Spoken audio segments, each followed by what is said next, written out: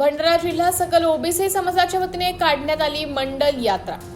भंडाऱ्यातील कवडसी ते petrol pump ठाणा येथे या मंडल यात्रेचे ओबीसी क्रांती मोर्चाकडून करण्यात आलं स्वागत। ही यात्रा विदर्भातील 11 जिल्ह्यातून जाऊन सामाजिक करणार जनजागृती।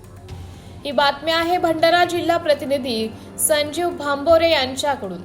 ओबीसी समाजाला त्यांच्या लोकसंख्येच्या प्रमाणात हक्क आणि प्रतिनिधित्व मिळण्यासाठी जातनिहाय जनगणना करणे आवश्यक असल्याची भूमिका विविध सामाजिक ओबीसी संघटनांनी घेतली आहे।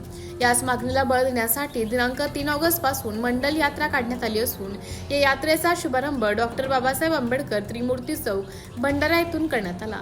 यावेळी यात्रेचे भव्य स्वागत ओबीसी क्रांती मोर्चाच्या वतीने भंडाऱ्यातील कवडसी फाटा व पेट्रोल पंप ठाणा येथे करण्यात आले। विदर्भातील 11 जिल्ह्यातून ही यात्रा जाणार आहे। दिनांक 3 ऑगस्ट ते 9 ऑगस्ट अशी यात्रा राहणार आहे। यात्रेच्या पहिल्या दिवशी ओबीसीचे नेते विजय वडेट्टीवार व ओबीसी महामोर्चाचे मुख्य संयोजक उमेश कोराम उपस्थित होते। त्यांनी कार्यकर्त्यांना मार्गदर्शन केलं आहे। राज्यभर ओबीसी समाजाला एकत्र आणत जातनिहाय जनगणनेच्या मागणीला अधिक बळ देण्याचा या यात्रेचा मुख्य उद्देश आहे। या यात्रेचा शेवट 9 ऑगस्ट रोजी चंद्रपूर येथे होणार आहे।